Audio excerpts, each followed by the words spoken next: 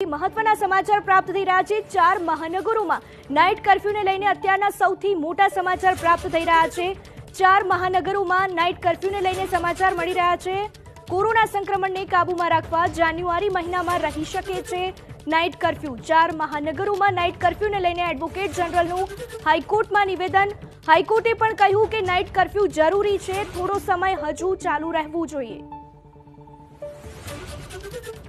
તો 4 મહાનગરોમાં લઈને નાઇટ કર્ફ્યુને લઈને અત્યારના સૌથી મોટા સમાચાર સામે આવ્યા છે। જાન્યુઆરી મહિનામાં પણ 4 મહાનગરોમાં નાઇટ કર્ફ્યુ યથાવત રહેવાની શક્યતા છે। કોરોના મુદ્દે થયેલી સુઓ મોટો પિટિશન પર સુનાવણી શરૂ થઈ છે। સુનાવણી દરમિયાન એડવોકેટ જનરલે કોર્ટમાં નિવેદન આપ્યું છે કે જાન્યુઆરી મહિનામાં નાઇટ કર્ફ્યુ લંબાવાઈ શકે છે, તો કોર્ટે પણ કહ્યું કે નાઇટ કર્ફ્યુ જરૂરી છે।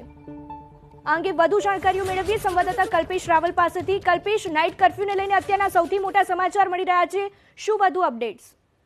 અત્યારે હાલ સુઓ મોટો પિટિશન પર આ સુનાવણી ચાલી રહી છે અને મોટું નિવેદન આવ્યું છે એડવોકેટ જનરલ તરફથી કે એક જાન્યુઆરી મહિનામાં પણ નાઇટ કર્ફ્યુ લંબાવાઈ શકે છે, એ પ્રકારની શક્યતાઓ જે છે તેમણે વ્યક્ત કરી છે અને કોર્ટે પણ કહ્યું છે કે નાઇટ કર્ફ્યુ આવશ્યક છે અને એ થોડો સમય હજુ વધુ ચાલુ રહેવું જોઈએ અને એનાથી કેસમાં ઘટાડો થયો છે। એટલે સ્પષ્ટ દેખાય છે કે એક તબક્કે તહેવારો પછી 1600ની આસપાસ કેસ પહોંચ્યા હતા, તે અત્યારે હવે 958, 960ની આસપાસ પહોંચ્યા છે। એટલે સીધી અસર જોવા મળી રહી છે અને સંભવતઃ અત્યારે હાલ સુનાવણીના તબક્કે છે, પણ સંભવતઃ આ મુદ્દા પર રાજ્ય સરકાર નિર્ણય લે એવી શક્યતા જોવામાં આવી રહી છે। જી કલ્પેશ, તમામ જાણકારી બદલ આપનો આભાર।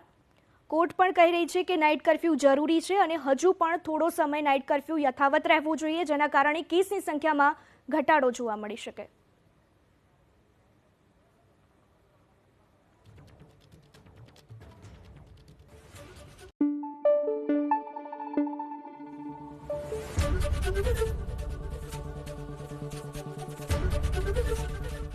एबीपी अस्मिता, गुजरातनी अस्मिता।